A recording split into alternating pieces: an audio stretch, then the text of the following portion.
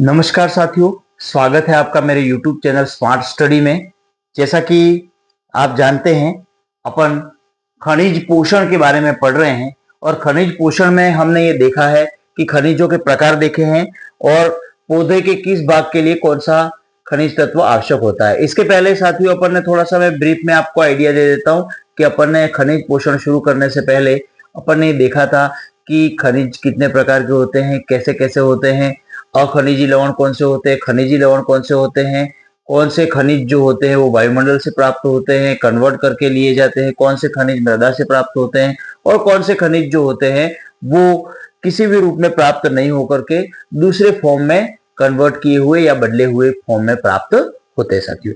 अब यहाँ पर आपके सामने अपन ने दो भाग किए थे, जिसमें मैं आपको थोड़ा थोड़ा आइडिया पहले जो पढ़े हैं वीडियो में वो भी बता देता हूँ कि हमने दो भाग किए थे, एक तो सूक्ष्म मात्रिक और एक बृहद मात्रिक। बृहद मात्रिक में अपन ने तत्व देख लिए थे जो दो प्रकार के थे, प्राथमिक बृहद मात्रिक और द्वितीयक बृहद मात्रिक। प्राथमिक बृहद मात्रिक जो अपन ने देखा था NKP जो मुख्य तत्व होते हैं जिनकी ज्यादा मात्रा में आवश्यकता होती है, उसके अलावा कैल्शियम मैग्नीशियम वगैरह जो है वो द्वितीयक मात्रिक तत्वों में आते हैं साथियों। इसी प्रकार सूक्ष्म मात्रिक तत्वों में अपन ने पढ़ा था कि सूक्ष्म मात्रिक 8 प्रकार के तत्व जो पाए जाते हैं, उसमें अपन ने पहले वाले वीडियो में बोरोन, कॉपर, क्लोरीन, मैग्नीज 4 तत्वों के बारे में थोड़ा सा आइडिया लिया था।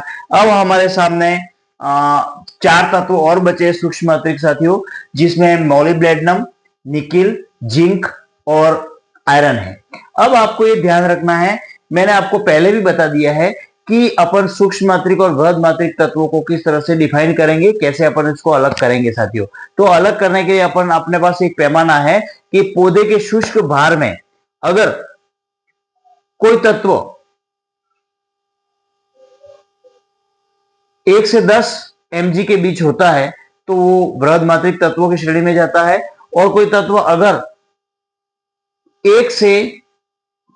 1 मिलीग्राम से कम मात्रा में पाया जाता है तो सूक्ष्म मात्रिक तत्व। तो अपन यहाँ सूक्ष्म मात्रिक तत्वों के बारे में पढ़ रहे हैं। 4 तत्व जो अपन ने पढ़ लिए थे वो आपके सामने हैं। अब हम मॉलिब्डेनम, निकल, जिंक और आयरन जो 4 तत्व बचे उनके बारे में छोटा सा आइडिया साथियों लेंगे।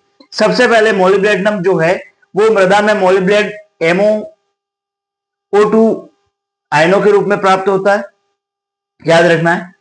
लेग्यूमिनस पादपों में तत्व जैविक नाइट्रोजन स्थिरीकरण करता है। इसके कार्य में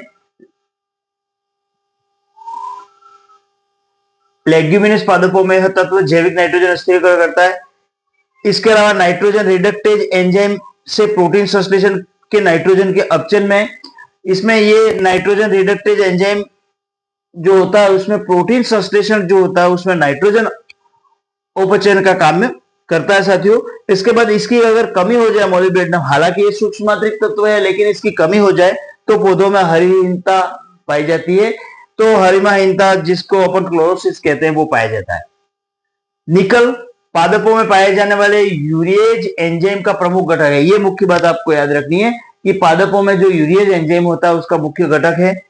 यह एंजाइम यूरिया के जल अपघटन में महत्वपूर्ण होता है। यूरिया का जो जल अपघटन होता है उसमें ये इंपॉर्टेंट रोल अदा करता है। यह पादपों में नाइट्रोजन युक्त यौगिकों के परिवहन का कार्य भी करता है। ये मोस्ट इंपॉर्टेंट थिंग है साथियों, जिसमें पौधों में नाइट्रोजन युक्त यौगिक जो भी है उनमें परिवर्तन ट्रांसपोर्टेशन का कार्य करता है। और अगर इसकी कमी हो जाए तो अजीवित बीज पैदा होते हैं, नॉन फर्टाइल होते हैं, जो बाद में अंकुरित नहीं, फर्टिलाइजेशन इनका नहीं होता है, अंकुरण जर्मिनेशन इसमें नहीं होता है, तो ये अजीवी बीज प्राप्त होते हैं। तो ये निकल के बारे में थोड़ा सा ये जानकारी है आपकी। जिंक जो है वो जिंक जेडन आयनों के रूप में अवशेष होते हैं। पादपों में एंजाइम को सक्रिय करने का काम करते हैं। जितने भी एंजाइम है उनको सक्रिय करने में जेडन की उपयोगिता है।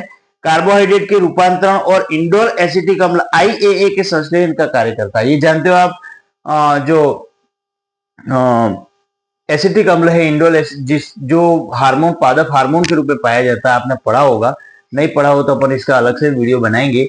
ऑक्सिन, जिब्रेलिन, साइटोकाइनिन और फिर ये abscisic acid, indole acetic acid, ये जो है वो वृद्धि को रोकने वाले हार्मोन होते हैं। तो ये जो हार्मोन होता है उसके संश्लेषण में ये उपयोग होता है। इसकी कमी से पौधे में लघु परिरोग उत्पन्न होता है। इसकी पत्तियां छोटी छोटी जाती है। अगर जिंक की कमी होती है तो पौधों में पत्तियां छोटी हो जाती है, लघुपर्णी रोग उत्पन्न होता है और इसकी कमी से पौधे बौने रह जाते हैं साथियों।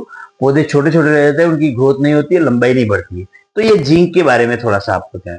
इसके बाद Fe आयरन। आयरन जो है वो Fe3+ के रूप में अवशोषित किया जाता है। क्लोरोफिल का संरचनात्मक घटक नहीं है ये। देखो Fe जो है वो क्लोरोफिल का संरचनात्मक इसके फॉर्मूले में नहीं आता है, लेकिन फिर भी क्लोरोफिल संश्लेषण में आवश्यक है ये Fe। ये बहुत ही इंपॉर्टेंट क्वेश्चन है जो आपके कंपटीशन एग्जाम या अगर आप बहुत बड़ी तैयारी कर रहे हो किसी एग्जाम की, तो ये छोटे प्रश्नों के रूप में दिया जा सकता है कि भाई ऐसा कौन सा तत्व है, ऐसा कौन सा खनिज है जो क्लोरोफिल का घटक नहीं होते हुए भी क्लोरोफिल के संश्लेषण में आवश्यक है। तो Fe है साथियों, ये ध्यान रखना इंपॉर्टेंट है। पत्तियों में स्थलीय आयरन प्रोटीन फाइटोफेरिटिन के रूप में होता है और पौधों में एक शीरी हरिमीनता के रूप में पाया जाता है। अगर इसकी कमी हो जाए तो पौधों में एक शिराओं में हरिमाहीनता यानी कि जो शिराएं होती है उसमें, प्लांट की पत्तियों की जो शिराएं होती है उन शिराओं में इसकी कमी हो जाती है, हरिविहीनता उत्पन्न हो जाती है, हरा रंग कम हो जाता है साथियों।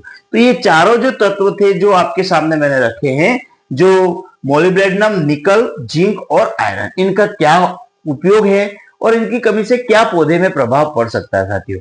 लेकिन आपको साथियों ये ध्यान रखना है कि भले सूक्ष्म मात्रिक तत्वों की आवश्यकता कम होती है, लेकिन सूक्ष्म मात्रिक तत्व वे सूक्ष्म मात्रा में पाए जाने वाले तत्व होते हैं जो आवश्यक होते हैं। इनकी कमी से पौधों में कुछ न कुछ प्रभाव पड़ेगा, इतना मेजर प्रभाव नहीं पड़ेगा, वो जो आसानी से दिखेगा नहीं, लेकिन इसके कारण इसकी कमी से पौधों में प्रभाव पड़ता है। तो ये कुछ बातें थी साथियों, मैंने सूक्ष्म मात्रिक तत्वों के बारे में आपको शॉर्ट वीडियो में बताया है।